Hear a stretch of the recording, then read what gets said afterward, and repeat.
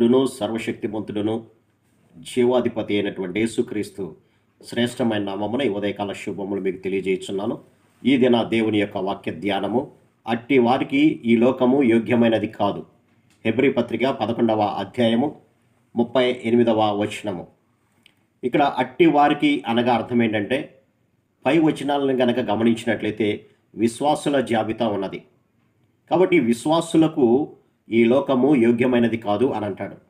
లోకము అనగా ఏంటి అని గనక ఆలోచన చేసినట్లయితే, లోకం అనేది దేవునికి వేరుగా పాపులైనటువంటి మనుషులు స్థాపించుకున్నటువంటి ఒక వ్యవస్థ అని చెప్పవచ్చు. కాబట్టి అటువంటి వ్యవస్థ అనేది విశ్వాసులు నివసించడానికి సరైనటువంటి ప్రదేశము కాదు అని అంటాడు. ఎందుకు మాట్లాడినాడు అని గనక ఆలోచన చేస్తే, లోకము ఎలాంటిది అని మనం తెలుసుకోవాల్సినటువంటి అవసరత ఉంది. లోకము దేవుణ్ణి ఎరుగదు, విశ్వాసులు ఏంటో లోకానికి తెలియదు. లోకము క్రీస్తును, విశ్వాసులను ద్వేషిస్తుంది. ఈ లోకం అనేది సైతాను యొక్క వశంలో ఉంది. అలాగే ఆత్మ సంబంధమైన అంధకారం అంటే దానికి ఇష్టము. అది లోకము క్షణికమైనది, లోకము చెడిపోయినది. లోకం అనేది ప్రజలు చెడు మార్గాల్లో ప్రవర్తించేటట్లుగా చేసేటువంటి బలమైనటువంటి శక్తులు ఈ లోకంలో ఉన్నాయి. అందుకనే ఈ లోకం అనేది విశ్వాసులకు యోగ్యమైనది కాదు అని అంటాడు.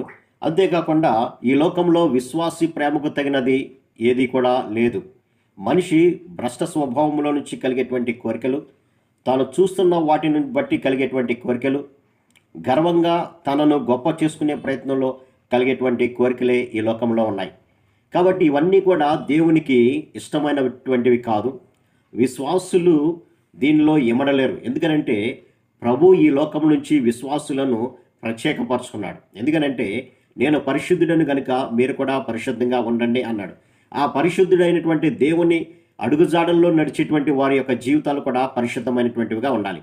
కానీ ఈ లోకములో ఏ మూల చూసినా పరిశుద్ధత లేదు, కానీ అపవిత్రత అనేది ఉన్నది, కాముకత్వం అనేది ఉన్నది.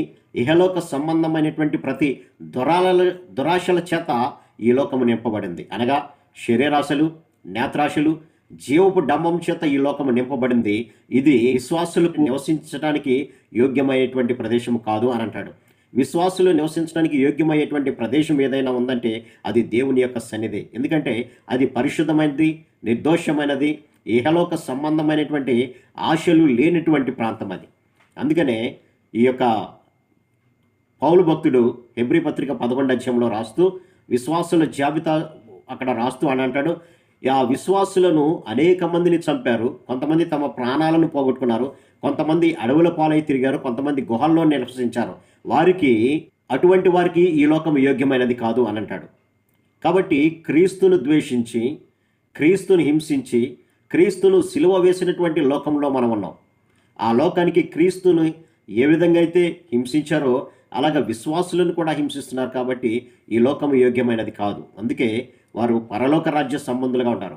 కలువ పువ్వు బురదలో పుట్టినప్పటికీ కూడా బురదను అంటికోకుండా అది ఏ విధంగా అయితే పవిత్రపరచుకుంటుందో, అలాగే విశ్వాసులు కూడా ఈ లోకంలో పుట్టినప్పటికీ కూడా లోకం యొక్క మాలిన్యాలను వారు అంటించుకోకుండా పరిశుద్ధమైనటువంటి జీవితం జీవించేటువంటి వారు. కాబట్టి అటువంటి వారికి ఈ యొక్క లోకము యోగ్యమైనది కాదు అని అంటాడు. ఇంత పాపభరితమైనటువంటి ఈ లోకంలో విశ్వాసులు వారి యొక్క పరిశుద్ధతను కాపాడుకోవాల్సినటువంటి అవసరం ఉంది. ఎందుకంటే ప్రభువు చెప్తున్నాడు, నేను పరిశుద్ధుడని కనుక మీరు కూడా పరిశుద్ధంగా ఉండండి అని. కాబట్టి ఈ లోక మాలిన్యము అంటుకోకుండా మనం కూడా పరిశుద్ధంగా జీవిద్దాం, దేవుని యొక్క రాజ్యానికి వారసులవుదాం. అట్టి కృపా పరిశుద్ధాత్మదేవుడు మనందరికీ దయచేయను గాక. ఆమేన్. ప్రార్థన. సర్వశక్తుడా, ప్రేమ గల మా తండ్రి, మీరు ఇచ్చినటువంటి కొద్ది మాటలను బట్టి మీకు వందనాలు తండ్రి.